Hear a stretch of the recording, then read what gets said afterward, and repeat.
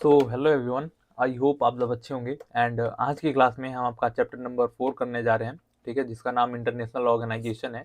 इसमें हम basically UN के बारे में देखेंगे, यूएन के बारे में उसका इवोल्यूशन देखेंगे। वो यूएन जो है हमारे यूनाइटेड नेशन, वो एग्जिस्ट क्यों करता है, इंडिया का क्या रोल है, ठीक है, ये सारी चीज़ें, वीटो पावर क्या होता है, ये सारी चीज़ें हम आज की क्लास में देखेंगे, ठीक है। अगर अभी तक आपने चैनल को सब्सक्राइब नहीं किया तो सब्सक्राइब कर लो, ठीक है। आप चाहे किसी भी एग्जाम की तैयारी करना चाहते हो, चाहे सीबीएसई का हो, सीबीएसई का आप एग्जामिनेशन की तैयारी कर रहे हो, ठीक है, या फिर आगे चल के आपको ड्यू में एडमिशन चाहिए, उसके लिए जो आपको सीयूटी का एग्जाम देना पड़ेगा उसके लिए, या फिर उसके और आगे चल के कभी आपने सोचा होगा कि यूपीएससी का एग्जाम देना है या फिर एसएससी का देना है, उसके लिए भी सारी चीज़ों के लिए मैं आपको हेल्प कर सकता हूँ, ठीक है।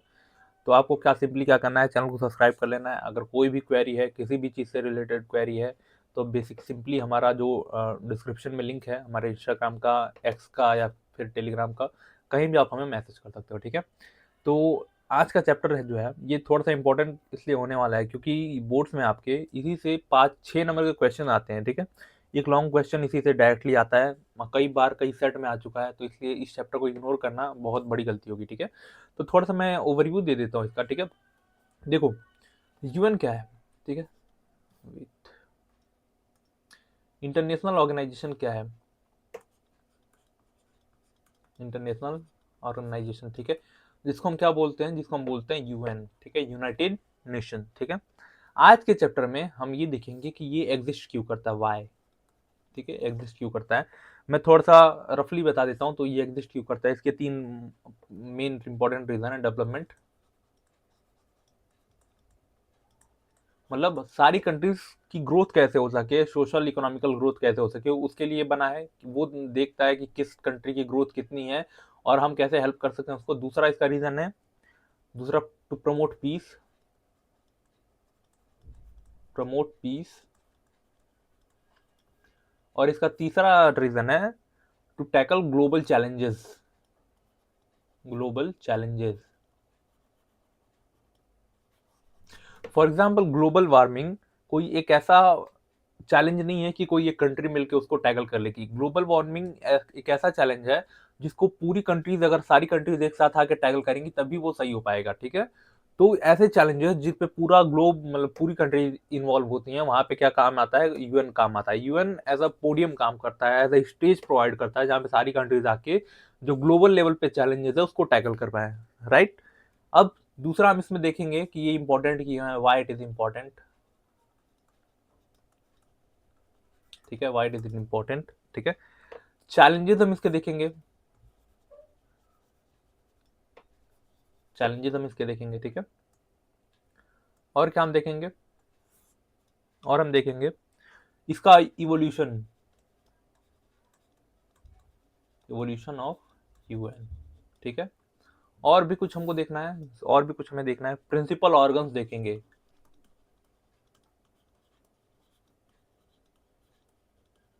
प्रिंसिपल ऑर्गन्स जैसे आपने कई बार नाम सुना होगा, जनरल असेंबली का, सिक्योरिटी काउंसिल का, इंटरनेशनल कोर्ट ऑफ जस्टिस का, इन सारे बात चीजों के बारे में हम बात करेंगे, ठीक है। अब इनके कुछ चैलेंजेस जब थे, जो चैलेंजेस हमने पढ़े थे, इनके लिए हम कुछ रिफॉर्म्स भी सजेस्ट करेंगे, सजेस्टेड रिफॉर्म्स, रिफॉर्म्स, ठीक है। उसके बाद, इसके बाद एक और इंपॉर्टेंट टॉपिक हम देखेंगे, इंडिया एंड यूएन, ठीक है, इंडिया एंड यूएन, ठीक है। इंडिया कोई मेंबर है या नहीं यूएन का, ये भी सारा हम सब चीजें हम देखेंगे, ठीक है। और एक और टॉपिक देखेंगे, यूएन इन बाइपोलर वर्ल्ड, ठीक है।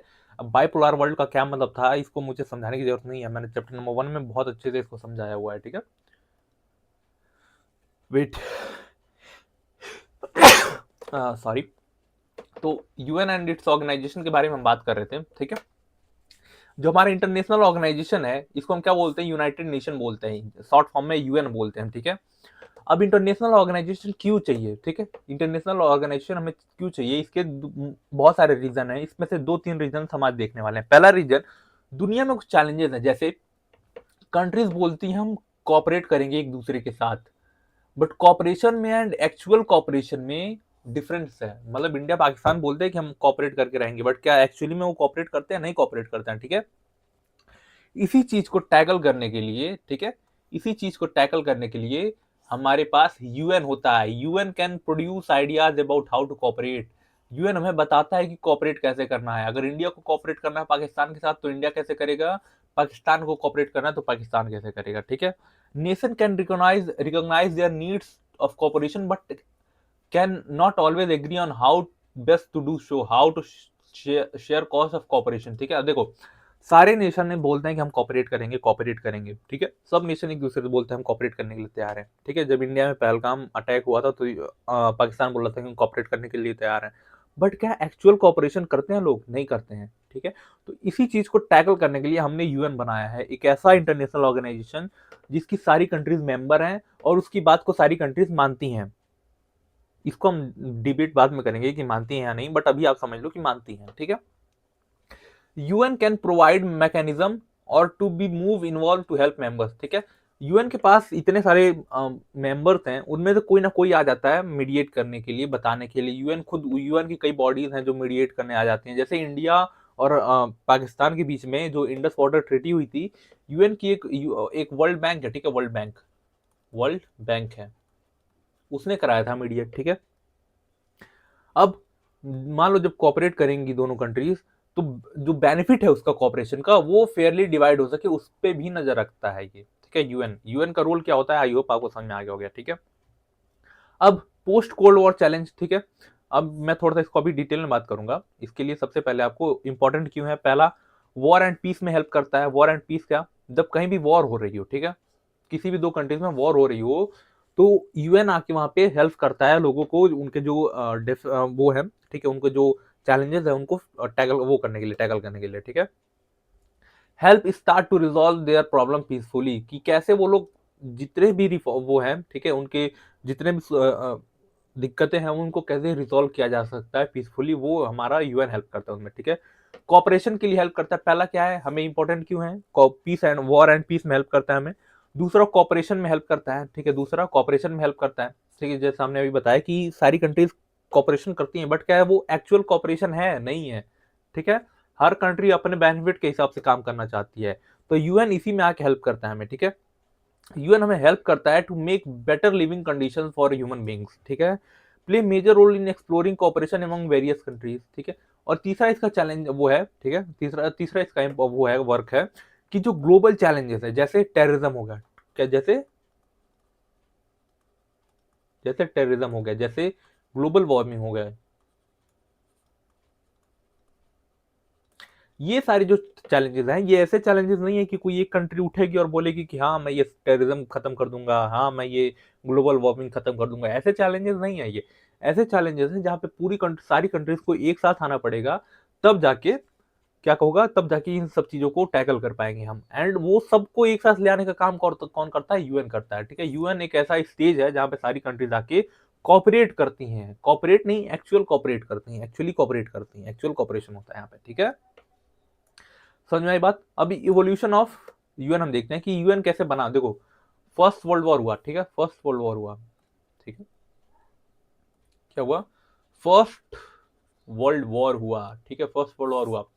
उस टाइम पे सारी कंट्रीज ने मिलके एक इंटरनेशनल ऑर्गेनाइजेशन बनाया, ठीक है, टू अवॉइड सच वॉर। मतलब फर्स्ट वर्ल्ड वॉर के बाद अब ऐसा कोई वॉर ना हो, इसी के लिए सारी कंट्रीज ने मिलकर एक ऑर्गेनाइजेशन बनाया कि जैसे ही थोड़े से कुछ डिफरेंसेस होंगे दो कंट्रीज के बीच में, वैसे ही हम आके यहाँ पे इंटरनेशनल ऑर्गेनाइजेशन में आके उसको हम टैकल कर लेंगे, उसको सॉल्व कर लेंगे। बट क्या हुआ, इसी को देखते हुए एक इन्होंने ऑर्गेनाइजेशन जो बनाया उसका क्या नाम था, league of nation, league of nation उसका नाम था, ठीक है।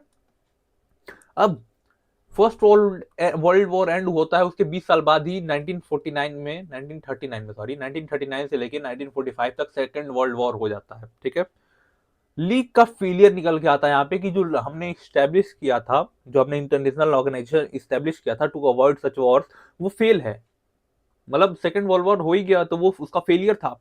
उसके बाद से जैसे ही 1945 में एंड होता है, ठीक है, 1945 में सेकेंड वर्ल्ड वॉर एंड होता है, उसी के जस्ट बाद हम यूएन को स्टैब्लिश करते हैं, यूनाइटेड नेशन को स्टैब्लिश करते हैं, यानी लीग ऑफ नेशन का रीडिफाइंड वर्जन है हमारा यूएन, ठीक है।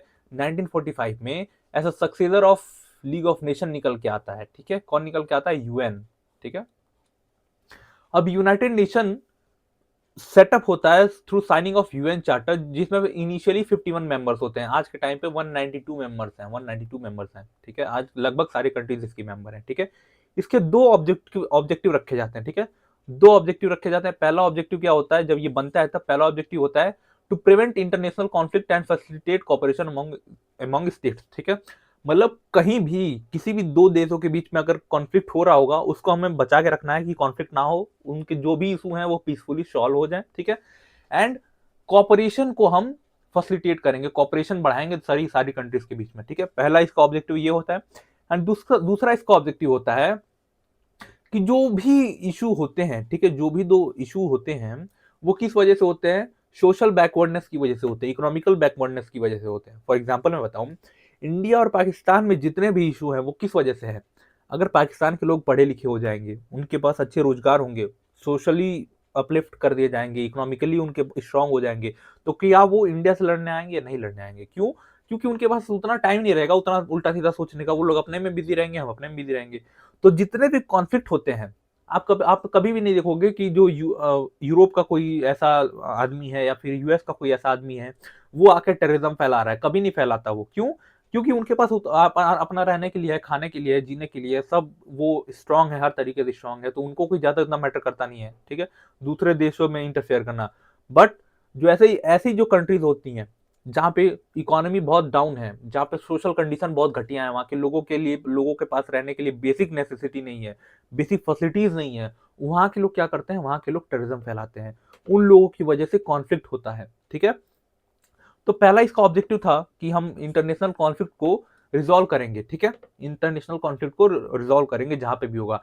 और दूसरा इसका टैगल था कि इंटरनेशनल कॉन्फ्लिक्ट क्यों होते हैं, उसका रीजन इन्होंने बताया कि सोशल इकोनॉमिकल बैकवर्डनेस। अब उसको भी हम टैकल करेंगे, ठीक है। मतलब दो चीजों को टैकल करना था। पहला, इंटरनेशनल कॉन्फ्लिक्ट को प्रमोट पीस, ठीक है, अवॉइड वॉर। दूसरा, सोशल इकोनॉमिकल बैकवर्डनेस जो थी हर कंट्रीज में, उसको हम टैकल करेंगे, ठीक है। एक हम प्रॉस्परस लाइफ बनाएंगे, सोशल इकोनॉमिकल डेवलपमेंट करेंगे ऑल ओवर द वर्ल्ड, चारों तरफ हम ये करेंगे, इसका ये काम था, ठीक है।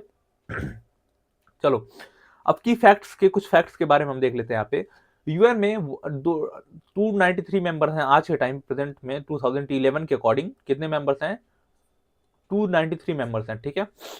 In UN general assembly all members have one vote, ठीक है। यूएन जनरल असेंबली होती है, जैसे एक यूएन है, ठीक है, इसके नीचे बहुत सारे वो इसके ऑर्गन्स है, 6 ऑर्गन्स थे, ठीक है, 6 ऑर्गन्स थे, ठीक है। ये हम यहाँ पे देख लेते हैं, 6 ऑर्गन्स थे। जैसे ये है हमारा, ठीक है, यूनाइटेड नेशन सिक्योरिटी काउंसिल, ठीक है, ये है हमारा जनरल असेंबली, ठीक है, ये है इकोनॉमिकल एंड सोशल काउंसिल, ठीक है, ये है ट्रस्टशिप काउंसिल, ठीक है, ये है सेक्रेटरिएट, और ये है इंटरनेशनल कोर्ट ऑफ जस्टिस। ये मेनली 6 ऑर्गन्स थे इसके, जिसमें से ये क्या है, ये जो ट्रस्टशिप काउंसिल है, ये 1994 में हमने क्या कर दिया था, यूएन ने इसको क्या कर दिया था, अबॉलिश कर दिया था, ठीक है, अबॉलिश कर दिया था। अब देखो, जो ये जनरल असेंबली है, इसमें 193 मेंबर्स होते हैं। मतलब जितनी कंट्रीज यूएन की मेंबर हैं वो किसकी मेंबर होंगी, जनरल असेंबली की मेंबर होंगी, ठीक है। और जनरल असेंबली की हर कंट्रीज के पास कितना वोट होता है, एक वोट होता है, ठीक है, नॉर्मल वोट होता है जैसे हमारे यहाँ होता है, ठीक है, नॉर्मल वोटिंग राइट होते हैं, एक वोट होता है हर कंट्रीज के पास, एक वोट, ठीक है। सिक्योरिटी काउंसिल में कितने मेंबर्स होते हैं? सिक्योरिटी काउंसिल में टोटल मिला के 15 मेंबर्स होते हैं, जिसमें से 5 परमानेंट मेंबर होंगे एंड 10 नॉन परमानेंट होंगे, ठीक है, 5 परमानेंट 10 नॉन परमानेंट, ठीक है। इन 5 के पास क्या होगा, इन 5 के पास वीटो पावर होगा, VETO, वीटो पावर, एक स्पेशल वोटिंग राइट है ये, अभी आप ये समझ लो, ठीक है। और ये जो 10 हैं इनके पास सिंपल वोटिंग राइट होगा, simple voting right, simple vote, ठीक है, समझ में आई बात। और ये जो 10 हैं ये नॉन परमानेंट हैं, ये हर 2 साल में बदले जाते हैं। इनका टर्म कितने साल का होता है? 2 ईयर का होता है, ठीक है, 2 साल का इनका टर्म होता है, मतलब हर 2 साल में ये इनको बदल दिया जाएगा, ठीक है। और ये जो 10 मेंबर्स होते हैं ये सारे कहां से लिए जाते हैं? ये जनरल असेंबली से ही लिए जाते हैं हर 2 साल में, ठीक है, हर 2 साल में। इंटरनेशनल कोर्ट ऑफ जस्टिस क्या है? यहाँ पे जैसे कोई इंटरनेशनल इशू है, ठीक है, इंटरनेशनल दो कंट्रीज के बीच में कोई, जैसे आप देखो, आप फॉर एग्जांपल इंडिया में क्या होता है, इंडिया में क्या है, इंडिया में जब किसी दो लोगों के बीच में झगड़ा होता है वो लोग कहाँ जाते हैं? वो कोर्ट में जाते हैं, ठीक है, वो लोग कोर्ट में जाते हैं अपनी सुनवाई करने के लिए। अब इंटरनेशनल कोर्ट क्या है? इंटरनेशनल कोर्ट है जब दो देशों के बीच में कोई कॉन्फ्लिक्ट हो जाए, जैसे इंडिया पाकिस्तान के बीच में कोई कॉन्फ्लिक्ट है किसी चीज को लेके, तो वो लोग कहाँ जाएंगे? इंटरनेशनल कोर्ट ऑफ जस्टिस में जाएंगे, ठीक है। यहाँ पे क्या होता है, एक 15 जजेस होंगे, ठीक है, 15 जजेस होंगे, ठीक है, 15 जज होते हैं कोर्ट ऑफ जस्टिस में, ठीक है, फॉर 9 इलेक्टेड फॉर 9 ईयर्स। इनका टर्म्स कितने साल का होता है? 9 ईयर्स का होता है, ठीक है, 9 ईयर्स का होता है, ठीक है, ये इतना। इसका जो वो है, ठीक है, इसका क्या हेडक्वार्टर क्या है, HQ क्या है इसका? हैग, हैग में है, ठीक है।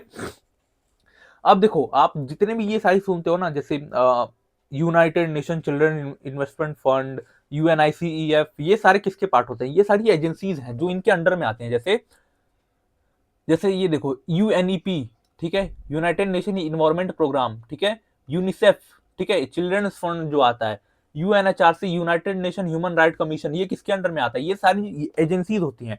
प्रिंसिपल ऑर्गन्स कितने हैं यूनाइटेड नेशन के? 5 हैं आज के टाइम पे। 6 थे, एक हट गया, 5 हैं, ठीक है। 5 में से इंपॉर्टेंट कौन कौन सा है? एक सिक्योरिटी काउंसिल है, ठीक है, और एक जनरल असेंबली है, क्योंकि जनरल असेंबली में सारे मेंबर्स हैं। सिक्योरिटी काउंसिल का स्ट्रक्चर मैंने आपको बता दिया। अब इसके अंडर में बहुत सारी एजेंसीज आती हैं, हम इनको क्या बोलते हैं? एजेंसीज बोलते हैं। जैसे UNICEF, UNHRC, world food programme, ठीक है, ये सारी चीजें, ठीक है। जो सिक्योरिटी काउंसिल है, इसके अंडर में भी बहुत सारे एजेंसीज आती हैं, जैसे मिलिट्री स्टाफ कमिटी, ठीक है, पीस कीपिंग ऑपरेशन। अब देखो, UN का भी एक अलग फोर्स है जिसको हम पीस कीपिंग बोलते हैं, पीस कीपिंग मिशन बोलते हैं। जहां पे युद्ध होते हैं, जहां पे लड़ाई होती है, वहां के लोगों को प्रोटेक्ट करने के लिए UN अपने अपने वो लोगों को, अपने लोगों को भेजता है, अपने सोल्जर्स को भेजता है। वो सोल्जर्स कहाँ कहाँ से आते हैं? वो सोल्जर्स यहाँ से आते हैं। जनरल असेंबलीज की जितनी कंट्री होती हैं, वो थोड़ा थोड़ा कंट्रीब्यूट करती हैं, ठीक है। Economical and social, economic and social council, ये भी एक ऑर्गन है जिसके अंडर में बहुत सारी वो आते हैं, एजेंसीज आती हैं, जो पूरी कंट्रीज में, हर कंट्रीज में क्या करती हैं? सोशल एंड इकोनॉमिकल अपलिफ्टमेंट करती है, ठीक है। सेक्रेटरीट भी एक ऑर्गन है, ठीक है। और एक ये मैंने बता दिया। ये ट्रस्टशिप काउंसिल क्या थी? फॉर एग्जाम्पल, जैसे कोई कंट्री है, ठीक है, कंट्री है, उसके बीच में कोई एक आइलैंड खाली है, ठीक है, इसका कोई मालिक नहीं है, कोई कंट्री इस पे वोट दावा नहीं करती, तो इसको कौन कंट्रोल करेगा? इसको हमारा UN का ट्रस्टशिप काउंसिल जो था, वो इसको रेगुलेट करता था, वो यहाँ पे काम करता था। बट 1994 में जो एक आइलैंड था, लास्ट आइलैंड था, उस पे भी किसी ने अपना वो कर दिया कि अब ये हमारा है। तो ट्रस्टशिप काउंसिल का उसके बाद काम खत्म हो गया एंड ये एबॉलिश कर दिया गया। मतलब 5 ऑर्गन्स हैं आपके पास, ठीक है, 5 प्रिंसिपल ऑर्गन्स हैं। उसमें से सिक्योरिटी काउंसिल एक इंपॉर्टेंट है, एक जनरल असेंबली इंपॉर्टेंट है, ठीक है। बाकी सब आप देखे रहना, कोई दिक्कत नहीं है, ठीक है। मैंने समझा दिया इतना आपको, ठीक है।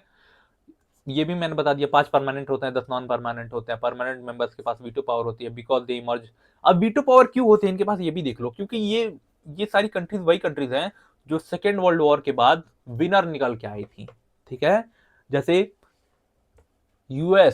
USSR यानी रशिया, ब्रिटेन, फ्रांस, चाइना, ये 5 कंट्रीज हैं जो सेकेंड वर्ल्ड वॉर के बाद क्या निकल के आई थी?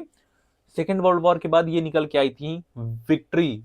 ये विक्टोरियस कंट्रीज थी, ठीक है, विक्टोरियस कंट्री थी ये लोग। तो इन्होंने इन्होंने सबसे ज्यादा योगदान दिया था UN को बनाने में। तो इन लोगों ने अपने पास कुछ प्रिविलेज रख दिए, जिसको हम क्या बोलते हैं? वीटो पावर रखते हैं, ठीक है। स्ट्रक्चर मैंने इसको ऑलरेडी बता दिया आपको, ठीक है। War and peace discuss in General Assembly and Security Council. Social economical problem deal many agencies like WHO, UNDP, UNICEF, ठीक है। कुछ एजेंसीज हो, 5 प्रिंसिपल ऑर्गन्स, उसके नीचे बहुत सारी एजेंसीज, ठीक है। ये सारी बातें हो गई यहाँ पे, ठीक है। अब देखो, मैंने इसका थोड़ा सा एक टाइमलाइन बनाता हूँ, आपको टाइमलाइन अच्छे समझ में आएगा, ठीक है। 1945 में क्या होता है? 1945 में क्या होता है? UN स्टैब्लिश होता है, ठीक है, UN स्टैब्लिश होता है, ठीक है। इसके बाद क्या होता है? 1945 से लेकर 1991 तक क्या होता है? यहाँ पे 1991 में क्या होता है? डिसइंटीग्रेशन होता है, USSR डिसइंटीग्रेशन, ठीक है। अब देखो, इस टाइम पे वर्ल्ड क्या था? यहाँ पे वर्ल्ड था बाइपोलर, ठीक है। दुनिया अलग तरीके से जीती थी इस टाइम पे। दुनिया के सारे जो जियोपॉलिटिक्स सिनारियो थे, जियोपॉलिटिकल सिनारियो थे, वो सब अलग अलग थे। इसके बाद क्या होता है? जब डिसइंटीग्रेट होता है तो कुछ टाइम तक क्या होता है? मान लो 20 साल, मान लो 2010 तक, मान लो 2010 तक क्या था? ये दुनिया क्या थी? ये दुनिया क्या थी? यूनिपोलर थी, ठीक है, यूनिपोलर थी। उसके बाद 2010 के बाद से नाउ देखते हैं हम, टिल नाउ तक हम देखते हैं टिल नाउ तक हम देखते हैं तो क्या है ये क्या है, ये इस टाइम पे क्या है, मल्टीपोलर है, मल्टीपोलर वर्ल्ड है आज के टाइम पे, ठीक है। तो यूएन जो उस टाइम पे बना था, ठीक है, उस टाइम पे जो यूएन बना था जो सिर्फ बाइपोलर वर्ल्ड को देखते हुए बना था, क्या उसने यूनिपोलर वर्ल्ड में अच्छे से काम किया है? क्या वो मल्टीपोलर वर्ल्ड में अच्छे से काम कर रहा है? ठीक है, ये सारी चीजें इसके चैलेंजेस हैं, क्योंकि दुनिया में जो भी चीज है उसमें रिफॉर्म की जरूरत हमेशा पड़ती है, टाइम के साथ उसमें रिफॉर्म करने की जरूरत पड़ती है। तो यूएन में अभी तक कोई रिफॉर्म ही नहीं हुए हैं, थोड़े बहुत रिफॉर्म होते हैं फिर वो खत्म कर दिया जाता है। तो क्या ये रिफॉर्म्स हुए? और कुछ चैलेंजेस थे, ठीक है। आफ्टर कोल्ड वॉर जब एंड हो गया, ठीक है, कोल्ड वॉर एंड हुआ तो उसके बाद कुछ चैलेंजेस निकल के आए। पहला चैलेंज था यूएसएसआर कोलैप्स हो गया, जो सेकंड पावरफुल इकोनॉमी थी, जो सेकंड पावरफुल कंट्री थी, वो कोलैप्स हो गई।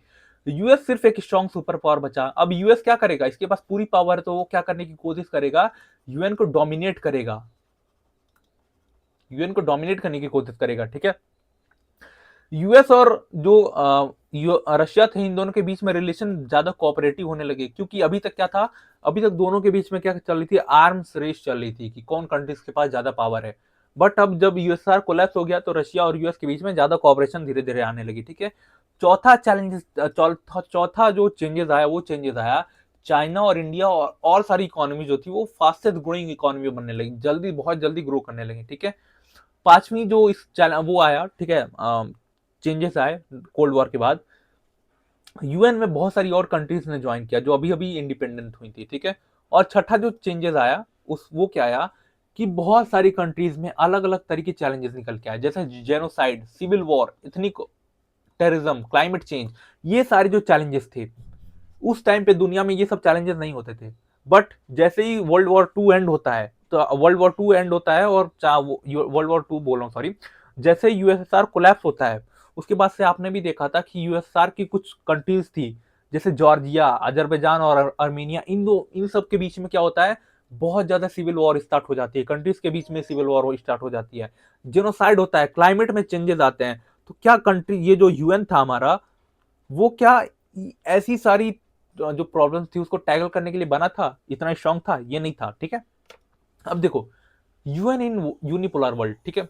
अब यूएन क्या, जैसा कि मैंने बताया, जो यूएस था वो सिर्फ क्या था, सोलो सुपर पावर बचा था। तो यूएस क्या चाहता, यूएस क्या करेगा, वो डोमिनेट करने की कोशिश करेगा, ठीक है। यूएस क्या करेगा, डोमिनेट करने की कोशिश करेगा यूएन को। बट क्या यूएस डोमिनेट कर पाएगा? क्या यूएन यूएस को चैलेंज कर पाएगा कि आप हमें डोमिनेट नहीं कर सकते, हमारा जो मोटिव है वो हम पूरा करेंगे? क्या ऐसा हो सकता है? ये आओ देखते हैं हम, ठीक है। US power can't check easily, ठीक है। आपके एनसीईआरटी में बिल्कुल सिंपल लाइन लिखी हुई है कि यूएस जो है इतना पावरफुल है कि उसके जो पावर्स है उसको आप इजीली चेक नहीं कर सकते, मतलब उसको चेक एंड मेट नहीं कर सकते उसके पावर को, उसकी बात आपको माननी ही पड़ेगी, वो इतना स्ट्रांग है। यूएन में सबसे ज्यादा पकड़ अगर कोई रखता है तो यूएस पकड़ के रखता है। उसके दो इंपॉर्टेंट रीजन है, बताओ। पहला रीजन है, US was the only super power after USSR. उस टाइम पे यूएस अकेला सुपर पावर था, 20 सालों तक अकेले राज किया इसने पूरे वर्ल्ड पे, ठीक है। Its military economical power allow its to ignore UN और एनी इंटरनेशनल एजेंसी। इसके पास इतना पैसा है, अब जिसके पास पैसा उसके पास दुनिया, ठीक है। इसके पास इतना पैसा है कि यूएन, चाहे कोई भी इंटरनेशनल एजेंसी हो, चाहे यूएन हो, उसके पावर को वो नहीं कर सकता, चेक नहीं कर सकता। यूएस जो बोलेगा वो यूएन को करना पड़ेगा, ठीक है। With in the UN the influence of US is considerable, ठीक है।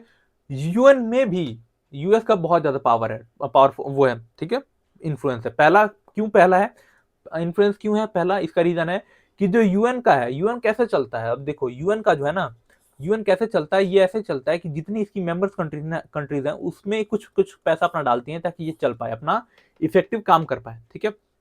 यूएस क्या है, यूएस सबसे ज्यादा पैसा देता है, तो जिसका सबसे ज्यादा पैसा होगा उसकी बात वो मानेगा, ठीक है।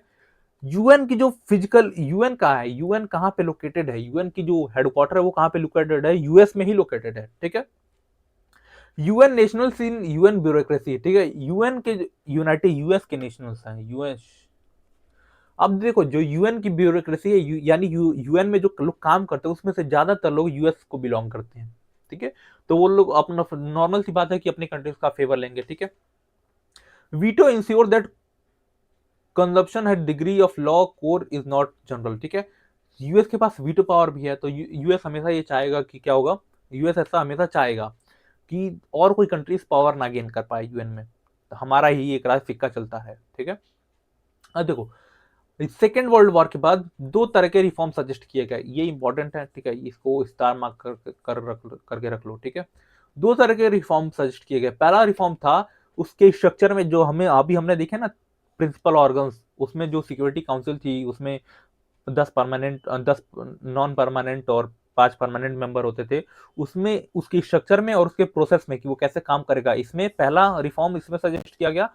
और दूसरा उसके जुडिक्शन में, ठीक है, कि वो किस एरिया तक, वो किस एरिया में काम कर सकता है। फॉर एग्जाम्पल किसी कंट्रीज का इंटरनल मैटर चल रहा है, उसमें यूएन को बोलने की आजादी है या नहीं, यूएन का जुडिक्शन क्या है, मतलब उसका एरिया ऑफ इंटरेस्ट क्या है, किस एरिया में वो बोल सकता है, किस एरिया में वो बात कर सकता है, वो दो चीजों में इसको रिफॉर्म सजेस्ट किया गया, ठीक है। पहला रिफॉर्म क्या था सिक्योरिटी काउंसिल में, ठीक है, सिक्योरिटी काउंसिल में demand for an increase of permanent and non permanent seat so that realities of world politics are better reflected, ठीक है।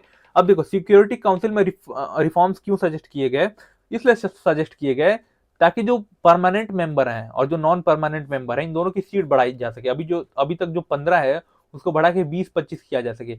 इंडिया, आप यकीन नहीं मानोगे, इंडिया अभी परमानेंट मेंबर भी नहीं है, ठीक है, इंडिया परमानेंट मेंबर नहीं है, ठीक है।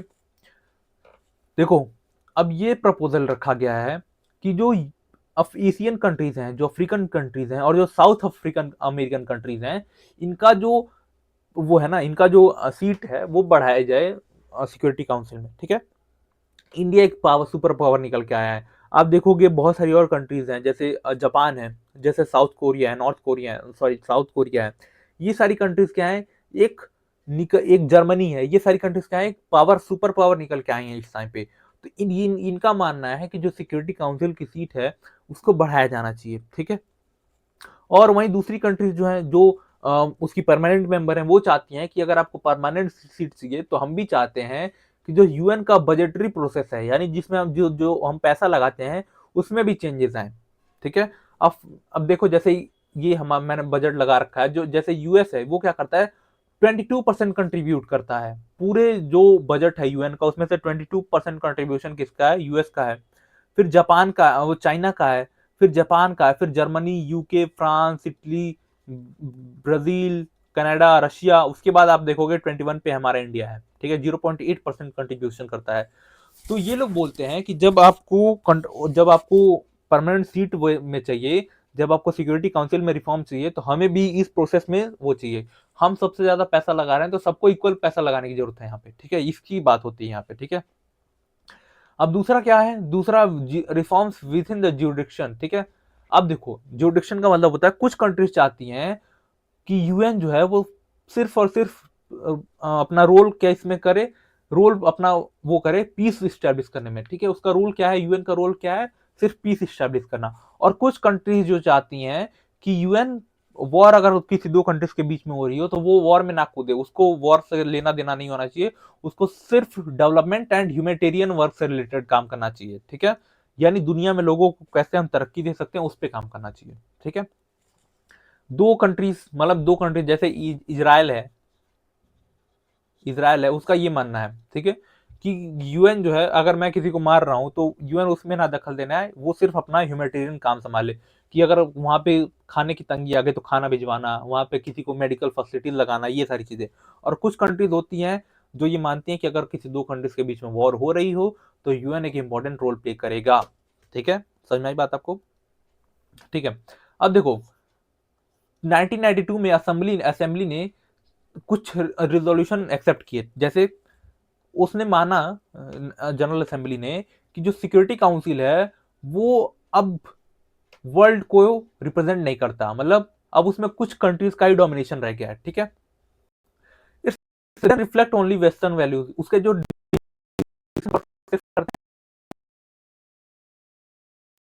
वही वो होता है वहां पे, ठीक है। अब वो वहां पे इक्वल रिप्रेजेंटेशन नहीं है, ये भी जनरल असेंबली ने माना, ठीक है। तो 1 जनवरी 1997 को यूएन सेक्रेटरी ने कुछ रिफॉर्म सजेस्ट किए, ठीक है, तो कुछ रिफॉर्म सजेस्ट कर दिए और उन्होंने कुछ क्राइटेरिया रखे कि किस कंट्रीज को हम परमानेंट मेंबर बना सकते हैं, किस कंट्री को हम नॉन परमानेंट मेंबर बना सकते हैं। कुछ क्राइटेरिया रखे गए। अब वो क्राइटेरिया हम देख लेते हैं। क्राइटेरिया क्या था? पहला क्राइटेरिया था कि वो जो कंट्री है वो मेजर इकोनॉमिकल और मिलिट्री पावर होनी चाहिए, ठीक है। सस्टेनेबल कंट्रीब्यूटर इन यूएन होनी चाहिए, यानी यूएन में अच्छा खासा पैसा देती हो, ठीक है। Big nation in terms of population, उसकी पॉपुलेशन बहुत ज्यादा हाई हो, ठीक है। वो डेमोक्रेसी और राइट्स को रिस्पेक्ट करती हो, ठीक है। और चौथा, diverse in terms of geography, ecosystem and culture, उसके पास बहुत ज्यादा लेवल पे जियोग्राफिकली और इकोसिस्टम बहुत ज्यादा डेवलपमेंट होना चाहिए, कल्चरली बहुत ज्यादा डेवलपमेंट होना चाहिए, ठीक है। समझ में आई आपको बात? अब देखो, जैसा कि मैं तब से चिल्ला रहा था वीटो पावर की कुछ कंट्रीज हैं जिनके पास वीटो पावर है, जो 5 मेंबर्स हैं, जो 5 परमानेंट मेंबर हैं, उनके पास क्या है? वीटो पावर है। अब वीटो पावर क्या होता है वो देखो आप, ठीक है। वीटो पावर का सिंपल सा मतलब होता है पावर टू वोट निगेटिवली, ठीक है। अब देखो, ये जो 5 मेंबर हैं, जैसे यूएस है, रशिया है, यूके है, फ्रांस है और ये क्या है? चाइना है। ये 5 कंट्रीज हैं, ठीक है। अब कोई एक इंपॉर्टेंट डिस्कशन चल रहा है जहाँ पे ये 5 कंट्रीज इन्वॉल्व हैं, ठीक है। 5 कंट्रीज इन्वॉल्व हैं, जैसे फॉर एग्जांपल इंडिया और पाकिस्तान के बीच में एक वॉर हो गई है, एंड पाकिस्तान क्या करेगा? पाकिस्तान हमने वो पेश किया है, हमने एक रिजोल्यूशन पेश किया है सिक्योरिटी काउंसिल के सामने, इंडिया ने, कि ये जो एक आदमी है इसको हम टेररिस्ट करना चाहते हैं, टेररिस्ट डिक्लेयर करना चाहते हैं, ठीक है। टेररिस्ट डिक्लेयर करना चाहते हैं। देखो, अब हमने क्या किया? हमने बड़ी मेहनत करके रशिया को मना लिया, यूएस को मना लिया, यूके को मना लिया, फ्रांस को मना लिया, ठीक है। हमने इन चारों को मना लिया कि आप चारों लोग इस जो रिजोल्यूशन हमने लाया वो पास कर देना कि ये टेररिस्ट है आदमी, ठीक है। बट चाइना ने पाकिस्तान का फेवर कर दिया, ठीक है। चाइना ने पाकिस्तान का फेवर कर दिया एंड अपनी वीटो पावर को यूज कर दिया, ठीक है। अपनी वीटो पावर को यूज कर दिया। अब वीटो पावर का यूज करने से क्या हुआ? जो मेरा जो रिजोल्यूशन था ना वो रद्द हो गया। अब उस रिजोल्यूशन को कोई पास नहीं कर सकता। हमने 4 लोगों को एग्री कर लिया, चारों एग्री थे, ठीक है। सिर्फ एक कंट्री के ना बोलने की वजह से हमारा रिजोल्यूशन क्या हुआ? वो खराब हो गया। समझ में आई बात? उसने अपनी पावर को निगेटिवली यूज कर दिया, ठीक है। उसने अपनी पावर को निगेटिव यूज कर दिया, उसी की वजह से हम क्या बोलते हैं? वीटो पावर को पावर टू वोट निगेटिवली, ठीक है। समझ में आई बात आपको? निगेटिव वोट करने को हम क्या बोलते हैं? वीटो पावर बोलते हैं, ठीक है। If permanent member can vote negatively so that even other permanent member show vote for a decision over permanent members, negative vote can be strike the decision, ठीक है। चाहे कितने ये जो चारों परमानेंट मेंबर हैं वो चारों एग्री हो जाएं, ठीक है, चारों एग्री हो जाए, पर अगर एक मेंबर ने बोल दिया कि नहीं होगा तो नहीं ही होगा, उसकी वोट का पावर ज्यादा हो जाएगा क्योंकि उसने अपने वीटो पावर को यूज कर लिया है। समझ में आई बात आपको? वीटो पावर क्या है? वीटो पावर इतना स्ट्रांग इसीलिए है, ठीक है। देखो, कुछ प्रॉब्लम्स हैं, ठीक है। अब देखो, वीटो पावर्स को अब ऐसा नहीं लग रहा आपको कि वीटो पावर जो है वो बहुत ऐसा है कि वो डेमोक्रेटिक राइट्स होते हैं, जो डेमोक्रेसी का जो पैरामीटर होता है उससे बहुत अलग है। 4 लोग एग्री हैं, एक ने मना कर दिया तो वो नहीं हो पाएगा। बल्कि ऐसा होना चाहिए ना कि मेजोरिटी में अगर 5 में से 3 लोग एग्री हैं, 2 लोग डिसएग्री हैं, तो वो काम होना चाहिए, ऐसा होना चाहिए। बट ऐसा नहीं लग रहा कि आपको ये ऐसा फालतू का रूल है। तो इसको एबॉलिश करने के लिए, इसको हटाने के लिए, अगर हम हटाने की कोशिश करें तो हमारे पास बहुत चैलेंजेस आएंगे, बहुत सारी प्रॉब्लम्स हैं। उसमें से पहला प्रॉब्लम है कि जो परमानेंट मेंबर्स हैं, ठीक है, जो परमानेंट मेंबर्स हैं वो कभी इसके लिए एग्री नहीं करेंगे, ठीक है, क्योंकि उनके पास एक प्रिविलेज है, उनके पास वीटो पावर है, ठीक है। यहाँ पे एक डेटा भी लिखा हुआ है कि किसने कितनी बार अपना वीटो पावर यूज किया है। जैसे यूएसए ने 84, रशिया ने 135, यूके ने 32, फ्रांस ने 18 और चाइना ने 11 बार, ठीक है। प्रॉब्लम नंबर 2 है कि ग्रेट पावर, अगर इनके पास से कुछ प्रिविलेज छिन जाएगी, मतलब वीटो पावर छिन जाएगी, तो उनका इंटरेस्ट ही खत्म हो जाएगा, ठीक है। यही लोग तो दादा बनते हैं भाई, ठीक है, ये लोग दादा हैं हमारे यूएन के। तो अगर इनके पास से जो प्रिविलेज है वो छिन जाएगी तो इनका जो इंटरेस्ट है वो खत्म हो जाएगा, ठीक है।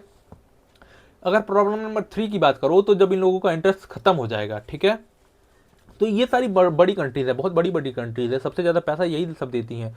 तो अगर इनका इंटरेस्ट ही खत्म हो गया हमारे यूएन में, तो क्या हमारा यूएन इफिशिएंटली काम कर पाएगा? नहीं कर पाएगा। तो ये 3 चैलेंजेस हैं। अगर हम यूएन को अबॉलिश करने का सोचते हैं तो इन तीनों चैलेंजेस के बारे में हमें एग्री करना पड़ेगा, ये सोचना पड़ेगा, ठीक है।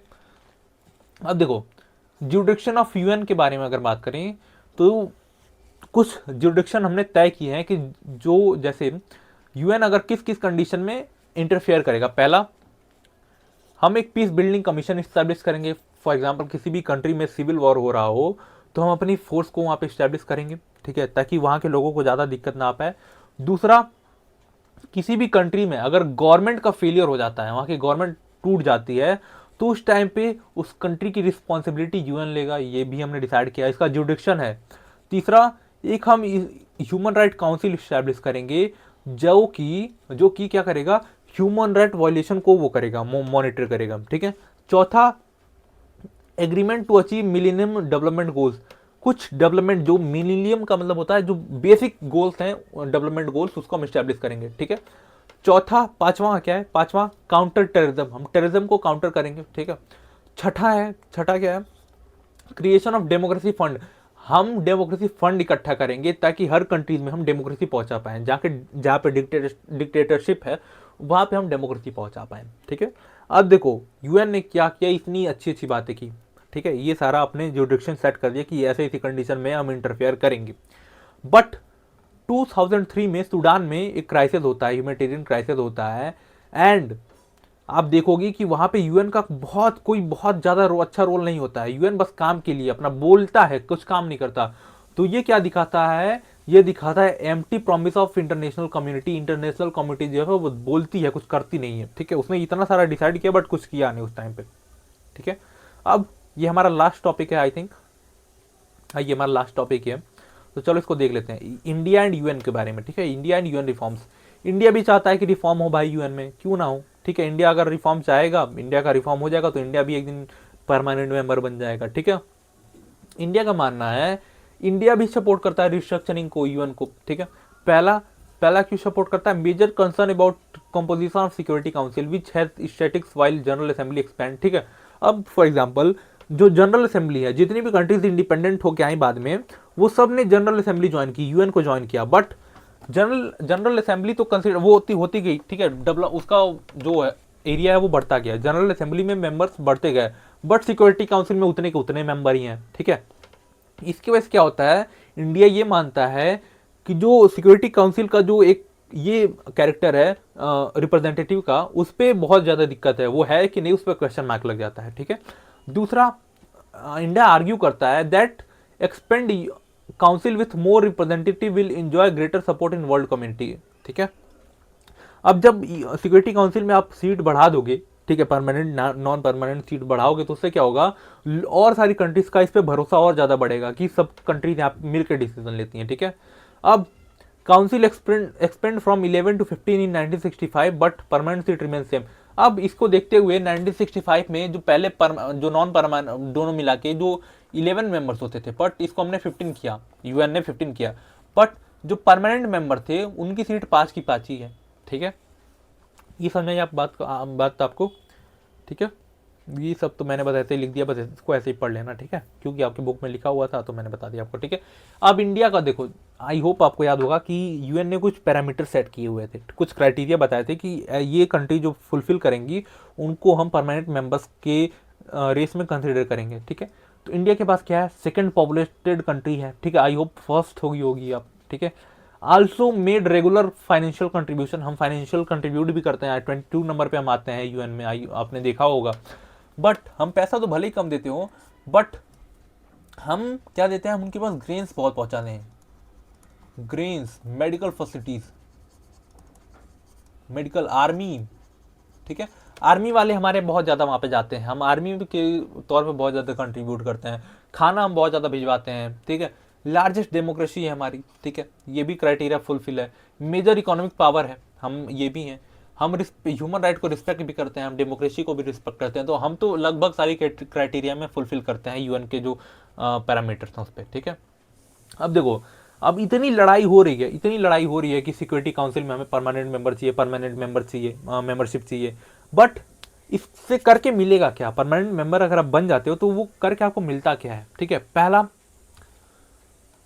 पहला ये अगर कोई परमानेंट मेंबर बन जाता है, कोई कंट्री परमानेंट मेंबर है, तो ये दिखाता है कि उस कंट्री का, ठीक है, उस कंट्री का पूरे वर्ल्ड में, जो वर्ल्ड दुनिया है, पूरे वर्ल्ड में उसकी इंपॉर्टेंस बहुत ज़्यादा है, ठीक है।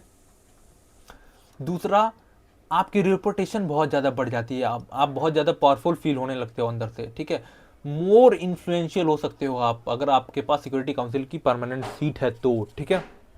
अब देखो, इंडिया अगर परमानेंट सीट मेंबर बनेगा तो कुछ कंट्री क्वेश्चन करेंगी, जैसे पहला पाकिस्तान ही रिफ्यूज करेगा कि ऐसा नहीं होना चाहिए, ऐसा नहीं होना चाहिए, ठीक है। दूसरा, कुछ कंट्रीज जो है इंडिया के न्यूक्लियर वेपन को लेके सवाल उठाएंगी कि उसके पास न्यूक्लियर वेपन है, ये कैसे बन सकता है, ये वो। बाकी सबके पास है, जितने परमानेंट मेंबर हैं सबके पास न्यूक्लियर पावर है, बट क्वेश्चन उठेगा इंडिया पे भी। इंडिया तो कुछ भी करेगा तो क्वेश्चन उठेगा, सिंपल सी बात है, ठीक है। तीसरा, इफ इंडिया इंक्लूड, अगर मान लो इंडिया को हम परमानेंट मेंबर यूएन बना ही देता है तो और सारी कंट्रीज हैं वो इसको अपोज करेंगे कि हमें भी चाहिए, हमें भी चाहिए, ठीक है। अब देखो, ये जो मैं पीस बिल्डिंग कमीशन की बात कर रहा था, जो पीस कीपिंग फोर्सेज हैं, जैसे इंडिया पाकिस्तान में जब वॉर हुआ था उस टाइम पे यहाँ पे थी, लेबनान में, साइप्रस में, कोसोवो में थी, दारफोर में थी, सेंट्रल अफ्रीकन रिपब्लिक में थी, वेस्टर्न सहारा में थी, माली में थी, ठीक है। ये एक मैप मैंने ऐसे ही लगा दिया है बस, ठीक है। ये कार्टून है, इसको आप देख के बताओगे ये क्या है, ठीक है। ये एक लीडर है, अब कहाँ के लीडर हैं आप बताओगे, ठीक है। ये एक लीडर है, ठीक है। ये क्या करते हैं, ये क्या करते हैं, एक हाथ में इन्होंने यूएन को ले रखा है, ठीक है, यूएन को ले रखा है। ये बोलते हैं, ठीक है, फॉर एग्जाम्पल चल मैं बता ही देता हूँ ये कौन है। ये यूएस के प्रेसिडेंट हैं, यूएस प्रेसिडेंट हैं, यूएस प्रेसिडेंट हैं ये, ठीक है। अब यूएस सबसे बड़ा कंट्रीब्यूटर है, ठीक है, यूएस सबसे ज़्यादा इन्फ्लुएंस रखता है यूएन में।